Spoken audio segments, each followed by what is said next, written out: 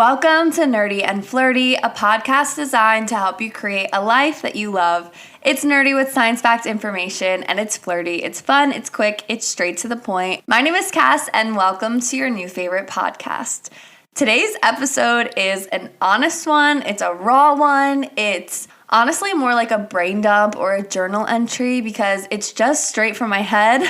This episode is inspired by some unfortunate news that I received a few days ago where life just does not go the way that you want it to.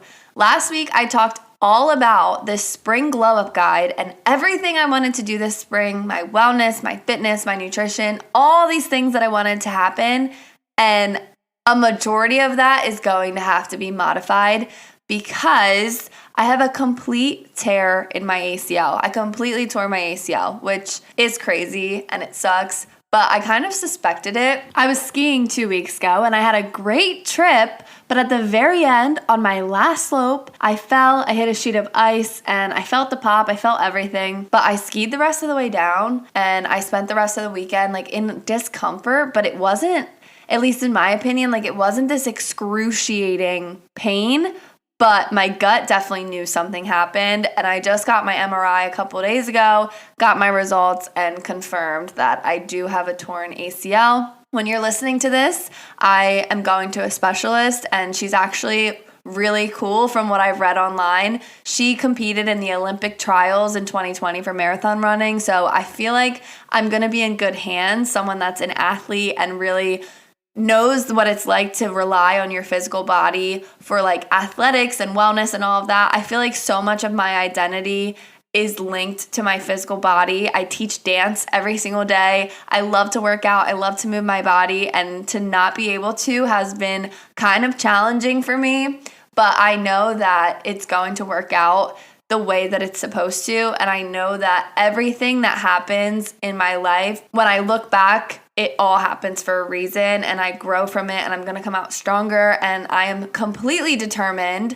to recover well and recover quickly and just do every single thing that I need to do better. So that is what really inspired this episode, because it started making me think about every single thing that's happened in my life that I didn't expect to happen, that I'm so glad ended up happening. And I know that this is just going to be another bump in the road where I look back and say, wow, I am who I am because of this experience. So I want to tell you a little story about my life. When I was in college, I was actually chosen to be the commencement speaker for my entire graduating class for thousands of people. And I talked about this exact theme, which is uncertainty.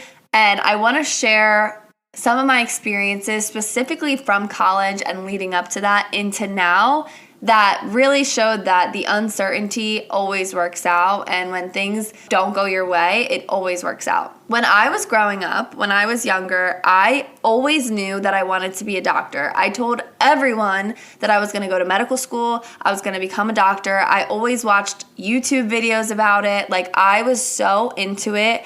I was the kid putting casts on my dolls, putting casts on myself, always wrapping myself in ace bandages because I just loved the thought of being a medical professional. My mom's a nurse, so I feel like she inspired me in that sense, and I just always wanted to be a doctor. I did everything I needed to in school. I was involved in so many things, sports, extracurriculars. When I was in high school, I did medical camps, I did shadowing. I just did whatever I could to become that perfect pre-med, perfect medical student, perfect doctor, whatever. I had so many plans in place to do this.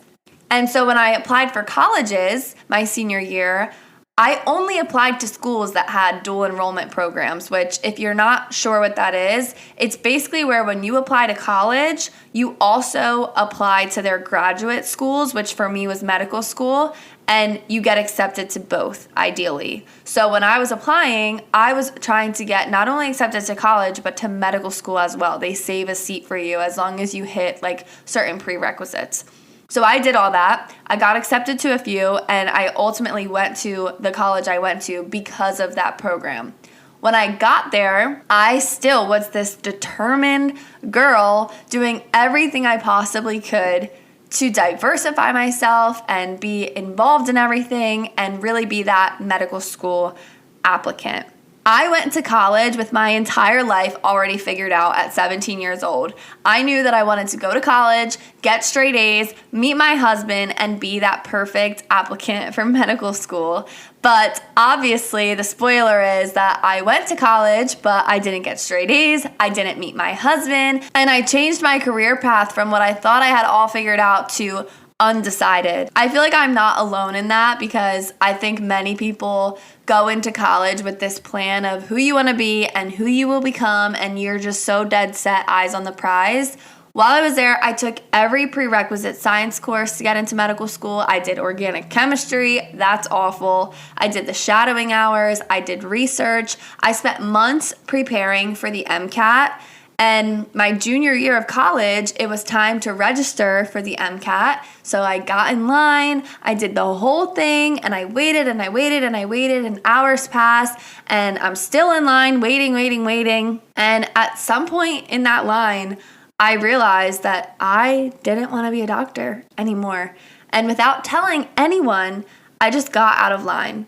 And if you know anything about becoming a doctor, this is a very dramatic decision to make, especially when at the time I was sitting at my desk, thousands of dollars in debt with no other real plan, but I actually felt completely at peace, and I felt this overwhelming feeling of calmness and security. Even though I had no plan, I had no idea of what to do, I just felt so calm. I think that's because that was the turning point to where I truly began to start trusting in myself, and I made a personal decision where the only opinion that mattered was my own, and I'm still so proud of that. But up until this point, everything I did was for everyone else. I didn't feel like I was genuinely living authentically to myself, where now I feel like I do. I feel like the hobbies I have and the activities I do are activities I genuinely care about and genuinely want to do.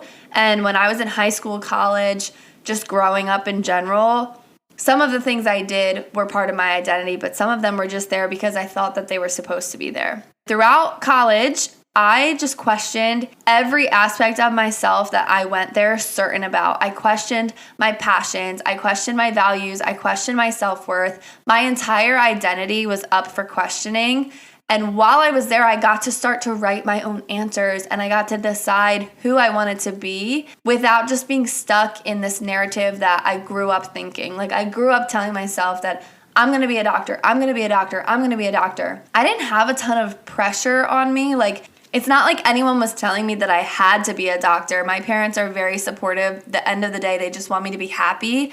But I put that pressure on myself. And I had this mentality that I couldn't change my mind, even though it's crazy to expect yourself to stick to what you said when you were 6 years old, because at 6 years old, you were also eating chicken nuggets every day and you thought that that was a good decision. So I don't know why I thought that I had to stick to what I told myself at 6 years old. And when I went to college, that was a big turning point for me because I realized that I could actually change my mind and I could be open to other ideas and other passions and really explore my own interests and my own curiosity. And looking back now, if you don't know, I'm a dance teacher at a high school. When I look back at when I was a kid, I danced my entire life and I loved it. Even when I was in college doing pre-med everything, my scholarship was for musical theater. I was on stage every semester doing shows, doing dance shows, doing musicals. I always had something artistic in my life. My entire life. I was choreographing dances. I was doing that just because I enjoyed it. And looking back, duh, why don't you listen to that a little bit more? When I ultimately decided that I was going to give up being a doctor, I had to email the medical school and tell them that they could give my seat away. And I remember sitting there and typing out the email and saying, I actually decided to do something different. That just took so much courage, and it was a hard decision to make, but in my gut, I knew it was the right one. I got some backlash from that. People that just didn't quite understand because, one, it's not their life, so they don't really know what's going on in my head. Two, my entire life, I did everything I possibly could to get to this point. So then to get there and change your mind seems impulsive and seems dramatic. But in my gut, I knew that that was the right decision to make. And also three, I didn't have anything to tell them when they asked, okay, so what are you doing now? Like, what are you going to do now? And I just said, I don't know. Like, there was this honestly like 3-year point after this where I was just like, I don't really know what I'm going to do. And honestly, still right now, I'm still figuring it out. I love my job. I love what I'm doing. I love the things I do on the side. I love the flexibility I have, but I'm still figuring out like, what is my biggest goal in life? What do I really want to achieve and accomplish? I know how I want to feel. I know the things that bring me joy and like the things that bring me passion, but I'm still figuring it out. And I don't think there's anything wrong with that. If anything, I feel so lucky that I have the opportunity to even question what I'm doing. I feel like so many people live with tunnel vision almost, and I know that because I did that all the way up until this point. I had my eyes on this one thing and I just said, I'm going to do this, I'm going to do this, I'm going to do this. And lucky for me, I got out of the tunnel. But I feel like many people stay in this tunnel because they said that they were going to do it and they just have no other option. Or they think they have no other option and they think that they need to stick to what they originally said they were going to do because that's what everyone thinks they're going to do. When I made this decision, no one else understood what I was doing. No one understood why I changed my mind. And to a lot of people, giving up a seat in med school is like a crazy thing to do. But in my gut, I knew it was the right one and I trusted in myself and I had confidence in myself that I was going to figure it out. I was going to figure it out. And that's exactly what I did. When I graduated college, I just started trying to get as many experiences as I could. After I graduated, I applied to so many jobs and so many different jobs. Like, I used my experiences from college, so I applied for things that made sense, but I applied to a very diverse group of jobs. My major was public health, so I had a public health degree. I just diversified as much as I could, and there were some jobs that I wanted so bad. Like, there was one with a big company that I did all the interviews for. The people emailed me after and said that was such a great interview. We're just waiting on the higher ups to approve it, but I don't see why they wouldn't because we had such a great experience with you. And I was so excited. It was this big company. If I said it, everyone would know what I'm talking about. It was a health coaching job where I was going to meet virtually with people. It was remote. It was full time. Like, I was so excited and I wanted it so badly. Everything seemed like it was right in the interviews and everything. I was just waiting on that final approval. And then the next day I got an email that the final approval was denied and that I didn't get the job and that the people higher up didn't think that I was the right fit. And the person that had been emailing me up until this point that did my interviews and everything emailed me again and said, I don't know why they said no to you, but I'm so sorry and I wish you the best of luck with everything you're going to do. And that just crushed me because it's like, at the time, I was completely devastated about this. But I kept applying for jobs. A week later, I just said, you know what? I'm a personal trainer. Like, I was already certified at the time. I was like, why don't I just start working at a gym and see how it goes? I got a job at a gym nearby and I learned so much working there. It's not even funny. I learned things about business, about sales, about customer service. That's where I got the bulk of my clients and I met the most amazing people ever. The people that I have worked with one-on-one personal training and the people that have come to my fitness classes, that relationship is so special and it's so unique. And that's what really threw me in to health and wellness. And if I didn't work there, I can tell you right now, I wouldn't have written a book. I wouldn't have this podcast. I wouldn't be as certain as I am in health and wellness. Like, that job just taught me so much.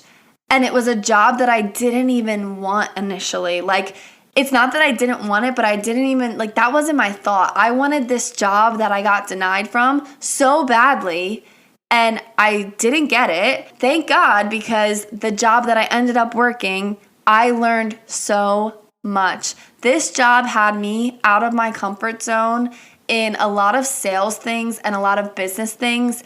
The job was very corporate, which I think there's benefits to, maybe not long-term for everyone, but working in a corporate job, you learn like key performance indicators and hitting certain metrics. And to me, that I like to see that. Like I like to see a set goal for myself. We had goals every single month where we had to hit like certain sales and certain this and certain that. And I won't get too nitty gritty with it. But to me, that like motivates me. If you say that I need to be a certain spot, I am going to supersede that. Like I like to see a goal. For example, when I first started working there, they said that you have to hit certain numbers in 6 months of working there. And every month you should go up by this much, then this much, then this much, until 6 months, until you hit it. And let me just tell you, not to brag, but that 6 months indicator that I needed to hit, I hit in 6 weeks because I just function well when I have a goal set in my head. So that job like literally taught me so much, and it forced me to be confident speaking about what I can provide to someone. Because up until this point, I was a trainer before privately, and I was so uncomfortable being able to tell someone my services. And then when I started working at this gym, I had to tell people my services all day, every single day. Eventually you get good at it. We had to cold call people. We had to do all these things that in the moment are a little bit uncomfortable.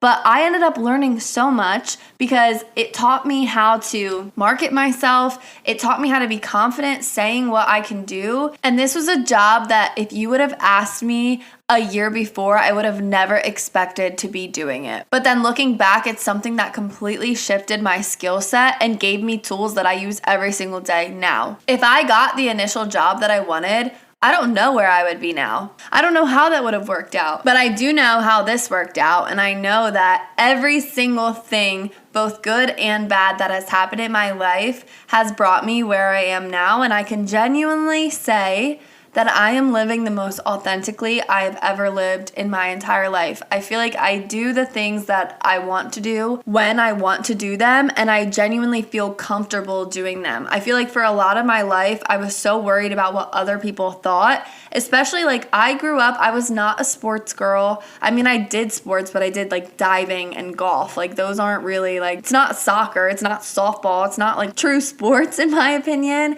And I was a dancer. Like that was really what I did my entire life. I started dancing when I was 3, and dancing, I did some competitions, but I mainly got into like musicals, which that's not like the flex, you know? Like the flex is like being a sports girl and hitting all these records and stuff. And I was on stage pretending that I was like Legally Blonde and stuff like that. Like that isn't always a big flex. For a lot of my life, I felt embarrassed about that, which looking back, I don't know why I ever did, because it's cool to do things different now. But in the time, in that moment, I felt embarrassed about some of the things that I enjoyed, even though I enjoyed them. And now, especially as I'm older, like, I don't care. If you think that that's weird, then that's on you. You don't have to do it.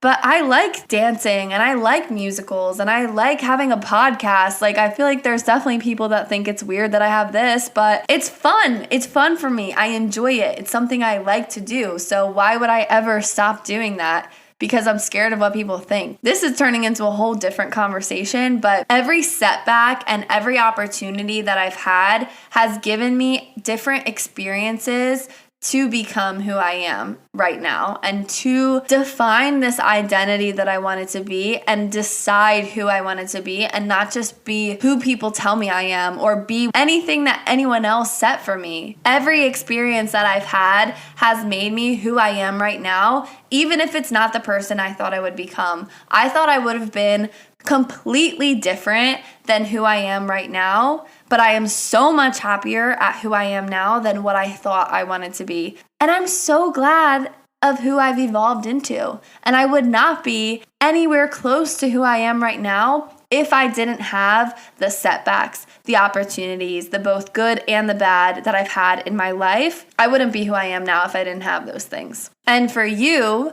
I encourage you to look at what happened in your life that has shaped you into who you are, both good and bad. The hardest things that we go through are usually the things that catapult us the farthest into where we want to be. I listen to a lot of podcasts about entrepreneurs talking about how they got to where they are, really successful entrepreneurs. And almost every single one of them, if not all of them, when they are asked why are they successful, their answer is not because everything went to my plan and I'm such a good planner. Their answer is usually about their obstacles and the things that they've been through that made them who they are now. They almost always talk about something negative that happened in their life. Whatever it is, it's always, almost always, something negative or something unpredictable, some kind of obstacle that they overcame and put them where they are now. Every single obstacle that we've had, every single thing that doesn't go to plan, always ends up working out. Like it really does. And in the moment, it might suck for a long time. It might suck for a few months, a few years. It might suck for a while. It might be really hard.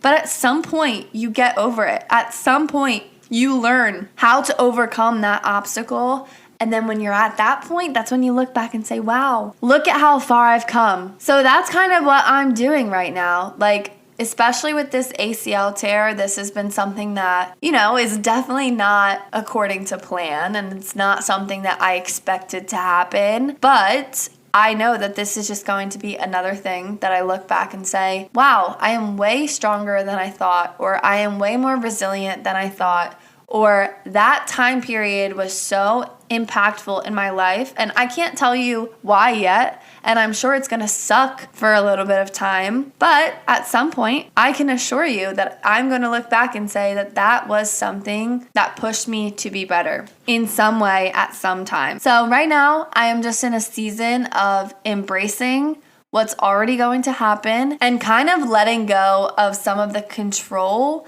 that I have on my life in some weird way. Like, I am such a control freak and I like to plan and do everything as much as I possibly can. I'm very type A. Love to have a plan, love to have goals, love to have everything set for myself. But you can plan all you want and life does not care. Life does not care if you have all these plans set. What's meant to be yours will be yours. And if something bad's gonna happen, like, it's going to happen. Like, my ACL being torn is not in my plans by any means. But look, I have to figure it out, and I'm going to figure it out, and that's all I can really do. So I'm sorry if this episode was a little bit rambly, but I just felt compelled to kind of go through all of this and talk about this. That's what's been in the forefront of my mind, is this whole idea of life just doesn't happen the way you want it to, whether you plan for it or not. All the best breakthroughs and all the best things come out of the challenges and come out of overcoming setbacks and overcoming obstacles. And that's what I'm telling myself, at least. So I hope that you enjoyed this little brain dump, ramble, just kind of what's been in my head. Let me know what you think. Give this podcast 5 stars and nothing less. Give us a follow on Instagram at Nerdy and Flirty Pod. I hope you have a great week. Be careful if you go skiing, and I will talk to you soon. Bye.